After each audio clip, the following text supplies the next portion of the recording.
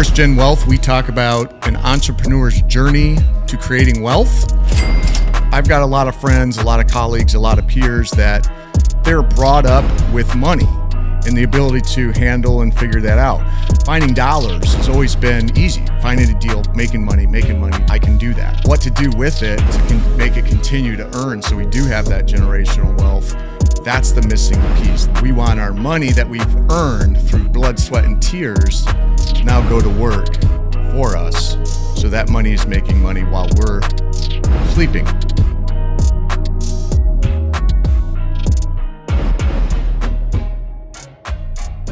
Hello and welcome to First Gen Wealth. This is episode 5. I'm Randy Woodworth and I'm joined today by a dear friend, Nick Pidek. Nick owns Foster Coffee, as many of you may know, here locally in Owasso, but also has started to dive into the real estate investment world, which is why you're here. But I will let you briefly kind of tell your story, Nick. I know you and I met early on in the genesis of Foster when you were down at the farmers market and stuff. But I guess why don't you talk about your journey where you are now with Foster, and then we can dive into where you're headed. Yeah, absolutely. Thanks for having me, Randy. You bet, man. Yeah, so my journey, I'll give you the quick intro. Sure. I'm a third generation entrepreneur. My grandfather worked in Kalamazoo at Upjohn Company at the time. He was a chemist. He quit his job to open a portrait studio to use his chemical background in the dark room. When they would do that with film. Yeah. So he's able to apply some interesting components there. And that's the environment my mother was raised in. So it was a family business. They did it out of their house for many years. And then my mother and father, they met also at Western Michigan University. Broncos. And they're both pilots. My mom went into the pilot program. She was studying business and met my father. And then they started a company. They actually got recruited by Dave Vaughn and Keith Strong. And they started a company called Flight One here in Owasso. And they ran the community airport for many years. Oh, wow. That's awesome. So that's the environment I grew up in, watching Top Gun at age 5. Great parenting. Just put that on. You seen Maverick? Yes. Isn't that awesome? Yeah, it's good. I've watched it like 3 times. Yeah. It's just as good the third time. Yeah. So Sorry. there's a ton of nostalgia built into the second one. But so that was kind of the seedbed of like what I grew up in. So I'm born and raised here in Owasso. I'm 36 years old. I live on the same street that I grew up on. I only moved half a block away from my parents. Wow. So my kids, I have 4 kids now, they get to interact with my parents. And I think really what started to get us to the foster component is like most of my peers in my age were like, I can't wait to get out of this community. There's nothing for me here. And my friend John and I just started looking internally and saying, like, what have we done to make this place better? Is there opportunity here? We had the extreme blessing and fortune to be able to travel around the country and see other cities. And like they had to start somewhere. So why not? You guys were in a band together, right? Yep. Yeah. So Save Me. Yeah. So Save Me. Okay. Yep. Terrific. So we got to tour around the country and just see a lot of other places, which I think is great to get context. But we ultimately said, like, what if we, and the big question was, what if we double down and invest here? What if the cost of risk here is way lower than New York? The cost of risk here is way lower than Detroit. For sure. And it's all relative. So, and especially in the Midwest, I think it's been more pronounced since COVID's happened and people work from home, but we just saw the opportunity. We had a strong vision, and then we just went after it and started the first foster here. So. That's awesome. And now two locations. Yeah. Are you still doing anything at the farmers market, or pretty much everybody from the farmers markets finds their way down to? We'll do occasionally pop up things like that, but from a resource perspective, we open our doors that you built for us on the front of our building, and so that just gives us the indoor-outdoor kind of street access. Very cool, very cool. And your wife's an entrepreneur. Yes. So did that come from kind of your influence, or was her family? You know, it's funny. She actually has some old journals that before we were even dating, she was like, one day I want to own a coffee shop. And then the other one was, I want to own like my own retail store, like That's awesome. Home goods. And so it's funny now she does through proxy through me and then the coffee shop. And she used to work there back in the day. Oh yeah. As a barista. I remember. And then 2 years after we launched Foster, she started Aviator Jane here in Owasso.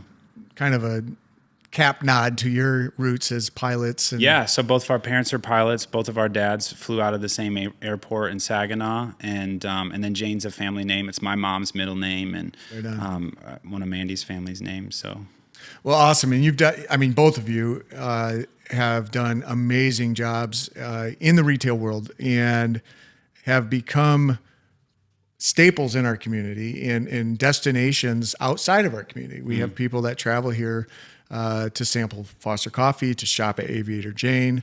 Your wife does a phenomenal job she's doing design services as well for people, interior design, and then refinishing. She's got that kind of hobby turned hustle, right? Where she's refinishing furniture and stuff. So really collectively doing a fantastic job together, kind of an entrepreneurial couple. 4 kids inside of 2 years. I don't even think that's like physiologically possible, but somehow you've done that. No, that's a little bit of a joke, but you've had 4 kids pretty quickly. We almost had Irish twins. Yeah. And Irish twins. That's hilarious. But, you've done all this and maintain a really, you and I talk a lot, just kind of privately in counsel with each other. And you've done a very phenomenal job of maintaining that work-life balance. But as you go through the grind, if you will, coffee beans, give a little pun for you. Love dad jokes. As you go through the grind, you realize, this money, and I just saw you out this morning when I was coming back from a meeting, you're out setting up the furniture outside, getting the day, getting things ready for the day. So you're still out there putting your time and effort into your shop, which is absolutely awesome, and you should be, because it leads to more profit. But what do we do with that profit? And how do we transition from grinding, whether it's grinding coffee beans or grinding it out at Aviator Jane, selling retail goods and wares, to putting some of that money we've made to work for us? And you guys, and I say you guys, meaning Mandy, your wife, and yourself, that's the only 2 people, not 3. And you guys have decided to take advantage of some of the opportunities within our hometown to invest in some real estate. Yeah. So what led you to that decision, I guess? Yeah. And then kind of talk about a couple of things that you've been up to. Yeah. So the genesis of that really started. So we were interested in buying the Cervantes building back when we were starting Aviator Jane. We were at the time just traveling a lot, so we missed the boat. And Jim, your brother, ended up buying it. And so we talked with him, and we had really loved working with him from our experience at the time with Foster. And so he leased the space to us, but it was always our goal, like, we want to own this place. Right. When you do the math and you look at what you're paying for a lease, and then you look at the math and like, what would my mortgage be? And, that's where like the numbers hit me. We just had to get there. Right. Yeah. So we ended up, when Mandy and I got married, she owned a house, and I had bought a house with her when we got married. I was renting at the time. So we actually sold that asset and used that proceeds to start Aviator Jane. It was about like $25,000 or $30,000 that we got in net nice. From that house. And so we were able to do that, and that was kind of our first, like, hey, we have this asset. We were leasing it at the time, and then ended up selling it. So that's how we started. And then when we were able to get further enough along, that was our first building. That was the first real estate we purchased, was from Jim. I just kept bugging him. I was like, give me a number. And persistence, so he gave me a number. And so then I was like, all right. So we figured it out and ended up doing that. So that was kind of the commercial side. And then I'd always knew when we did that with Aviator Jane, I was like, okay, where's next for Foster? And we'd kind of outgrown our space and utilized a lot of every square inch of the building there, the basement, the back, the hallways, the alleyway, like everything. So, because we have a cafe, a bakery, a roastery, and now a kitchen all in this, pretty small right, square and you're footage. Roasting for more than just that location. Yep. So So there's a lot of production that goes there. And so we started looking around Owasso, and that's where we got the Westtown property, which we closed on, it seems like last year, so 2022. And it's still a work in progress there to build out our facility there. But you've got a couple tenants to help manage some of that carry cost. Yeah. Yep. So that's been great. We got a dog groomer in there now and a window repair shop in there. So it's great from a cash flow perspective. It makes a ton of sense.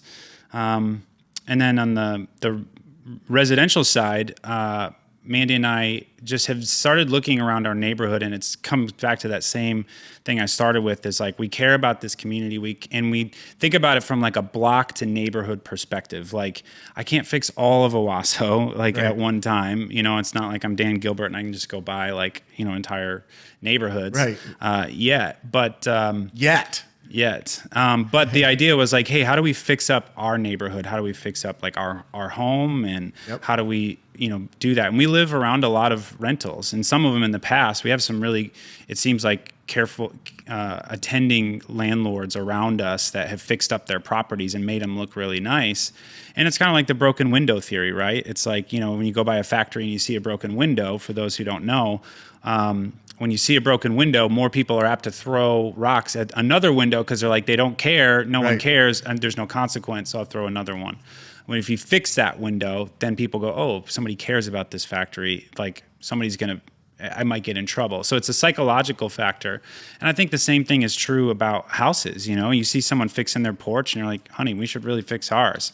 It's kind of like a healthy, I don't want to say shame, but it's like a healthy balance to be like, hey, like, if somebody's taking time and energy and care to their yard or their home, it just puts that pressure on you in a way to do it as well. Well, it's a little bit of inspiration, not just pressure. I mean, inspiration, pressure. You want to have, you know, present yourself in a nice way, and it's your home. It's where your kids are growing up now, and it needs to be nice. And that when you see, I always say activity breeds activity, and that phrase translates in every aspect of life. And if it's your neighbor mowing his lawn and yours is long, you're probably going to go mow your lawn. Yeah. So, but anyway, so you dove into the residential side. Yeah.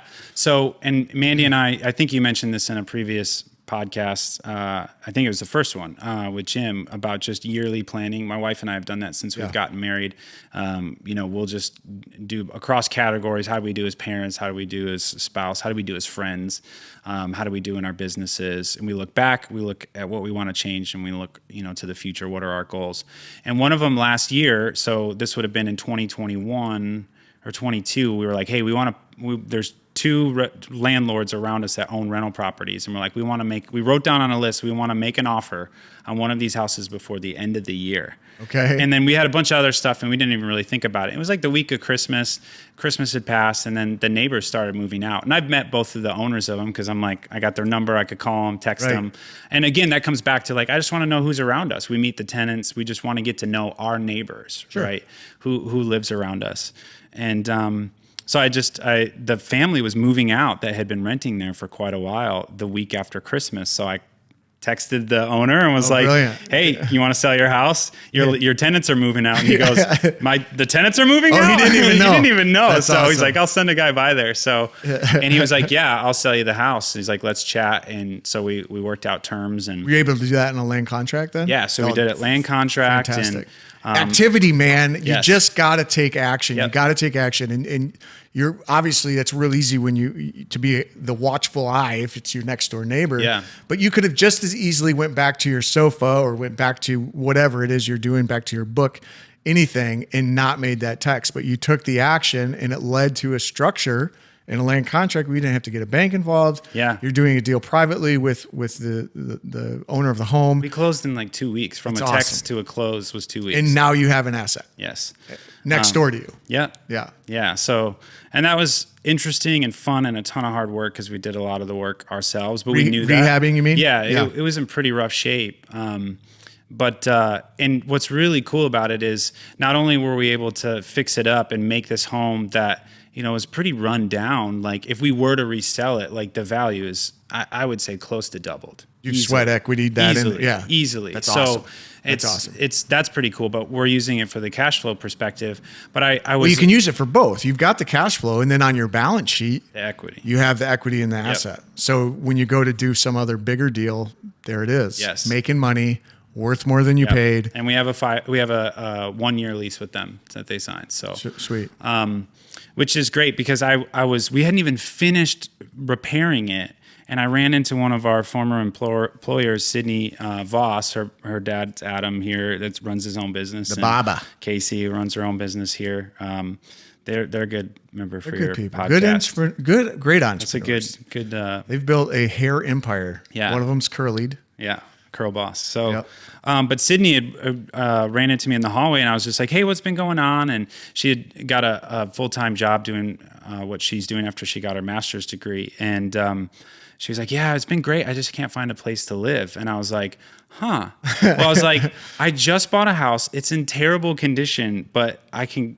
When do you need to move in? She's like, so I think this was like February or something like that. Right. And she's like, yeah, but my roommate needs to be out by like April. So I was like, okay. Well, no, that's awesome because So- you're literally building in a deadline for yourself on it a was a project that could have deadline. just lingered. It was a deadline. Yeah. It was a deadline Yeah. for sure. So That's awesome. we got it far enough along to where like we ripped out the pee and the carpet and the stains, most of the stains, and patched a lot of the walls. And then we walked her through it, and we're like, just so you know, it is a construction site. Like there are parts of the house that like were in pretty rough shape. But she walked through it and was like, we love it. Like, where do we sign? So we're like, we hadn't even finished it. Oh, they were house hungry, man. They were starving. Well, you for know, a place. the market right now is really poised. There's just not a lot of great inventory to rent. And so it's got hardwood floors everywhere within the house, which I personally restored and sanded. And it was a good experience. One time, don't need to do it again. Yeah. I've done it once. I looked into like buying a floor sander for how many times I rented it from McLaren. But they knew me pretty well out there by the end of the job. But so yeah, we were able to do that. And then the other thing too is Mandy was pregnant with our fourth child at the time. So like the other That's deadline a theme was like, in your life, by please the way. keep this baby inside until we finish this house, because I don't want to be like at the hospital enjoying my son and while at the same time thinking, I gotta get this I house gotta done. stain those floors. Yeah. The theme, So- I mean, was Mandy is pregnant. I've been hearing that since I've known you. I feel Well, when we opened Aviator, she was pregnant. yeah, and it's then had always when you're doing the next we thing. take a big project, we have a baby, and we birth something else in the world. Yeah, That's how it goes. there's But as you know, that each kid you have, you got to start a new business, because it's like Absolutely. something's got to. You That's need an asset for the liability. So you've got the Westtown property. You've got the former Cervini Mm-hmm. Jewelers, which is now kind of an event center, right? Yeah. So the other real estate. So that's another line of income, right? Yep. So with Aviator, we outgrew that space during COVID. As you mentioned, Mandy started doing more furniture and rehab. This is where I was taking you. Yeah. Washington Street. Yep. And Jim also owned this other building that we were looking at expanding into at the time. And we were just renting some space from him because we were at max For capacity. overflow. Yeah. Yeah. So Jim ended up selling that building to Dave with Central Pharmacy, and then we just started talking with him. He's a great guy. And we're like, hey, we want to buy this other portion of this building that you're not using for your pharmacy, because that was our dream, is to expand in there. So that was also last year. It was last May, because I was in Las Vegas when we were negotiating the final details, because I was sitting next to the Metro rail on the floor and all these people coming off the monorail, I guess, was walking by me as we're trying to finalize that. So that was a year ago. Yeah, so we did that. We expanded. We did a lease with option to buy. We haven't executed the option yet because we just had to put so much into it. We used that capital that we had. But you're protected. Yep. And It will be yours. Yeah. Yeah. And so we put the initial capital that we had available to us into the space, and that got us two tenants there. So we have Kendra, the makeup shop. TikTok rock star. Yeah. She's got like 1 million followers. Yep, and she's such a sweetheart. She's Such so a- great. yeah. So she was gracious enough to move over a space because she wanted a different configuration and a bathroom layout. And then another local entrepreneur, and this is what I love too, is like it's Sydney Morrow with Oak and Ivory. She was kind of like playing with the idea. She had rented a little space, done a pop-up here and there. And so we ended up talking with her, and we're like, why don't just come into this space? Like, we'll help you. And It's beautiful now. She like made it herself. She made it hers and put in her shop there. And so it's cool because that was us so many years ago. You think about those two tenants, they're very complementary. Yeah. Yeah, which is terrific mix. And our doors in the back open to each other because it used to be an old indoor shopping mall. Yep. So now the old Aviator Jane is a studio event rental space, which has just been going gangbusters. So that's connected to our new facility where our retail component is, and then you can walk in and go to clothing, see Kendra's makeup shop, and so it's really just like I just hit the mic. It's really like just a cohesive ecosystem right there, almost on a block. So yeah. Well, and that can be nice. said that I think there's a lot of that downtown here, and you've had, I mean, your influence with new businesses starting up can be seen. But I mean, you've influenced several new businesses to open, either through just counseling or just outright saying you need to open up in Owasso. Yeah. And you've done a fantastic job of that, and it's been a great collaboration with you. So your kind of empire is growing kind of like a virus. Like you talk to your immediate neighbor and you keep buying the next thing next to you, and it's incredible how simple. If you break it down, how simple those conversations can be. Like, hey, we're here. Would you ever think about selling? We're right next door. And it's led to multiple, now what? We've got 5, 6 properties, right? So we have West. When you have to roll your eyes up in your head, it's a good thing. Like, you got to start counting. I didn't tell you as I closed on another house. Well, no, you mentioned that. Yeah, I did know that. So you've got 3 residentials with your own. Mm-hmm. So you've got two investment residentials. You own 1, 2, 3 commercial buildings. Mm-hmm. That's awesome. And you're just getting started. Yeah. And this is all because of basically 2 things. Number one, you have a successful retail shop that's spitting off some cash flow. You can do something with that. I know you're investing a lot of that back into the business, but really, it was a $25,000 equity from the sale of a previous residence that you have multiplied through creativity by talking to your neighbors, by getting some sweat equity, and now you've got. We should probably counsel on that and have a little discussion about what your balance sheet looks like and what a bank would how that would be viewed, because you might be able to translate that into some bigger moves. Quite frankly, okay, let's talk. You're there. Like you're right there. You've been at it. Only 4 years, really, right? Yeah, Foster's been 8. So if you consider. Well, I'm saying the investment on the investment real estate side. So yeah, 7, 8, 20. Yeah, 2020 is when we closed on the first property. That's awesome. So that's awesome. Yeah, and it's persistence and it's activity and it's action. Yep. So you're now building, because I think we named 1, 2, 3, 4, 5, 6 tenants, right? We have 4. Well, you got 2 in Westtown, 2 down here, and 2, just 1 residential tenant? Yeah. So that's 5. Yeah, okay, yeah. Well, and technically it's a holding company that owns the Aviator Jane building, right? So you've got that as another tenant. So you've got 6 tenants. Yeah. Generating cash flow that you're not having to go grind for. Mm-hmm. That's passive income, and you've done a fantastic job, and it's an awesome platform to start from. And it can be done, folks, with a minimal amount of capital, but a maximum amount of effort. Like, you have to act and you have to take those chances a little bit. And with Nick, in your case, putting that sweat equity into some of those projects, that pays off so big, because like you said, you've got double the value of what you paid because you were willing to spend some time in there, right? You'd probably still be in there if it wasn't for Sydney, but that's okay. Sometimes we need those deadlines. So, dude, I'm so proud of you. That is the beginning of a real estate empire. That's what it looks like. That's how it starts, slowly, and it snowballs, and then the portfolio itself can start to leverage itself, to expand and buy bigger and better things that are all cash flow generators. Yeah. So what's next? Yeah. I think next is just continuing to grow the Foster side of things for more retail side. I just talked to you this morning about. So there's a couple. I'm trying to get him to do something else. There's a couple irons in the fire there, and I think too, like working with Leo here, at Woodworth, and just having somebody can help us on the real estate side, size a market, and then find out what like the cost per square footage is. We can just leverage that to see like what are other communities we can do that in for Foster. But I think the next thing for me is just continuing to double down in Owasso on like what other homes can we fix up, and what other neighborhoods can we transform.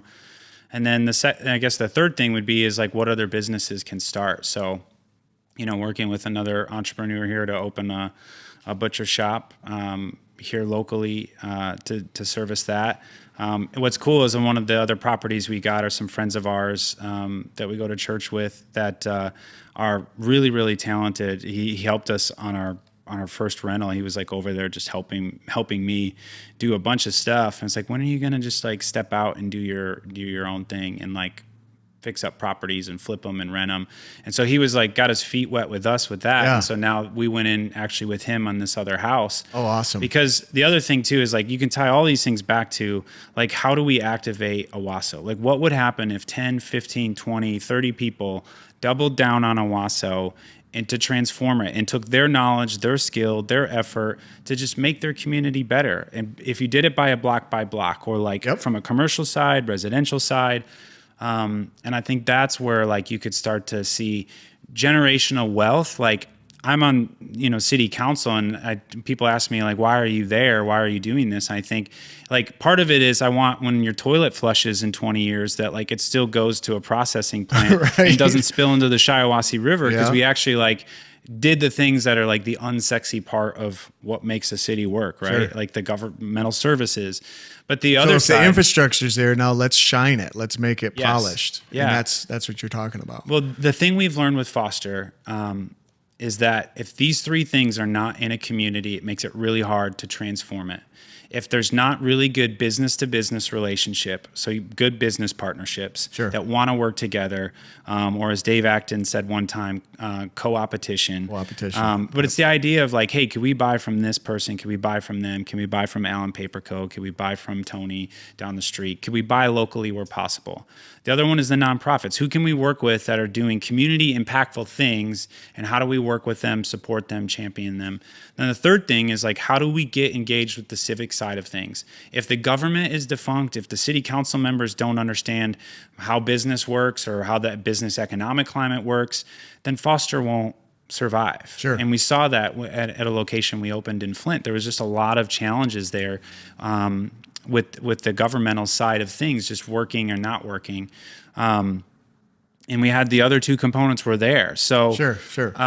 I think that same principle that we're learning with Foster can be applied to any community about like, if these three things aren't working and you don't have the bed of entrepreneurs. And I say this often, like when I were looking for another community, like who are the other Randy Woodworths in this area that have skin in the game, that would invest in a property that makes no financial cash flow sense for 15 years, which I don't know any good investor that would do that, And we've changed our investment strategy. You have, but what you don't realize, and I share this story a lot when I tell the Foster story, is like, it's easy to look at Foster and go, oh, wow, cool. Like it's successful and you got these two locations. But what they don't see, what I try to tell the story every time is like, it's because other people believed in it. It's because people like you and Jim came to the table and said, hey, we'll drop this money into a space. Like I signed my lease with you like 30 minutes before we opened. You know what I mean? Like, that was a stressful 30 minutes. Yeah, and the building inspector was in there at the same time, and our espresso machine stopped working. There's a lot of moving parts there, but it was the idea of like, you just were all in. We believed in you. Yes. We believed in you, and that was a group called SAW. That's Brian Alpert, Scott Idle, Jim Woodworth, and myself, and we had the idea of if we invest it, they will come, right? And you were that prime example. And like I said earlier, you in that spirit and sharing that story has absolutely inspired other people to come down, and you've named a couple in this conversation, and come down and start their own thing. And it is a community effort, and having all of those pieces in place, it's something that I kind of lose sight of, to be quite honest, because I get in my lane and I get focused on something, but I'm always here to have those conversations. There is money for investment in multiple different areas, other than the banks, right? So we can help with that type of thing. If somebody's got a good idea, they understand their business and are passionate about it, like you and John were, we can make stuff happen. Yeah.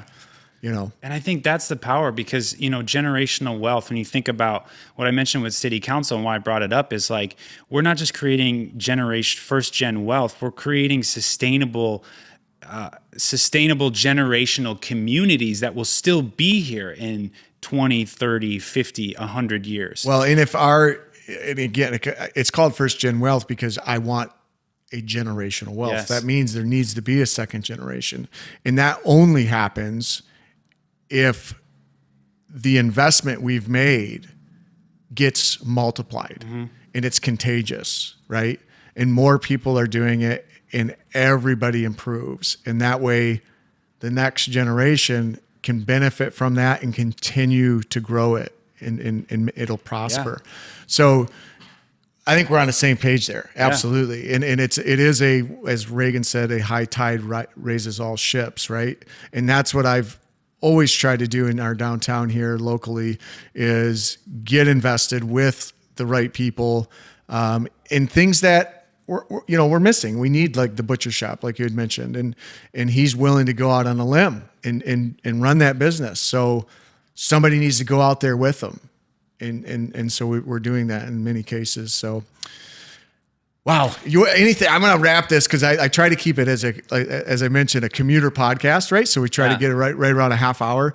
And like, we just opened up a can and we can dive into that thing for another half an hour. I can feel it, but it'll have to wait till the next episode. But I'll let you give the closing minute if you want to just put a bow on it before I sign us off. Yeah, I would just say, if you're thinking about like wanting to start something in your community, whether you're watching this and you're somewhere else, there are resources out there, and I'd be happy to chat with you. I've got a platform. It's called intro.co/Nicholas Pidek, Nicholaspidek.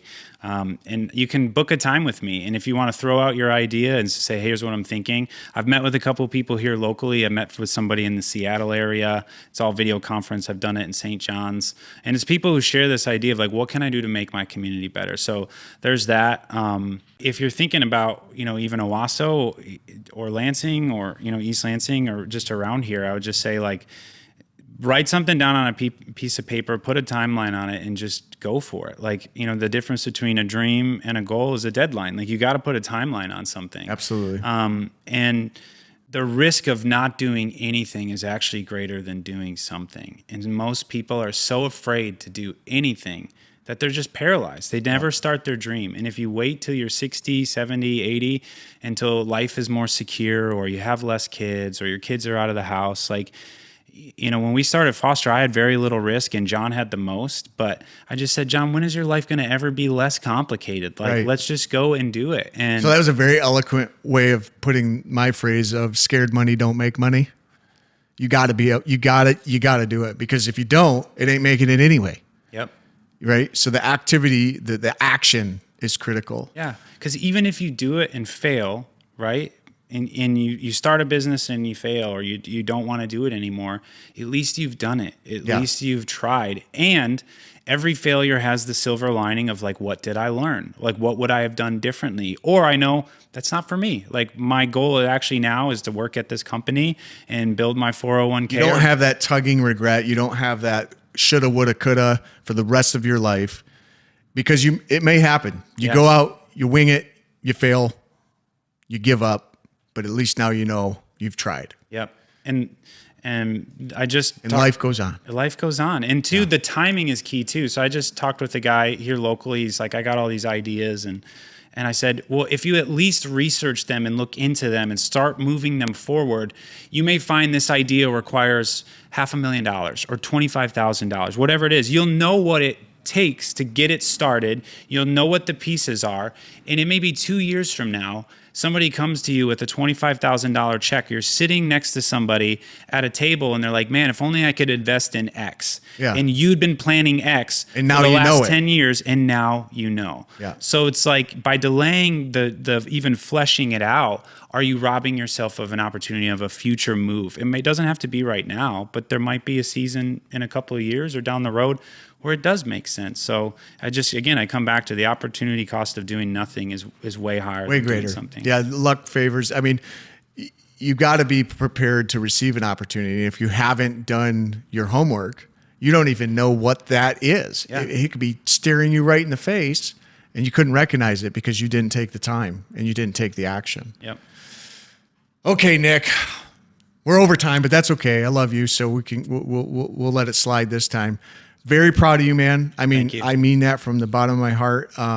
You are a rock star in this community, and others. You're going to build a portfolio of real estate that's going to be generational. You're going to build a retail brand, or have built a retail brand, but you're going to expand that into a business that will be generational. I'm looking forward to seeing you grow, man. I appreciate you. Thanks for coming on the show. Thank you. Appreciate you. I couldn't have done it without you and many other players that believed in Well, division. don't discount what you did for me, because that led credence to what I'm trying to do, right? You weren't a bad bet. Right? You've had some bad ones though. Yeah, we don't talk about those. We don't talk about those, especially because my wife listens, so we don't talk about those. It's a high risk, but you're going to have I'm not saying we're a unicorn, but you're going to have ones that take off, and then you're going to have ones that fail. That's part of of risk, man. Part of the process. Well, thank you. Thanks, Randy. I'm Randy Woodworth. This has been First Gen Wealth. Tune in next time, Wednesday at noon. Don't know what the topic's going to be, but it's going to be awesome.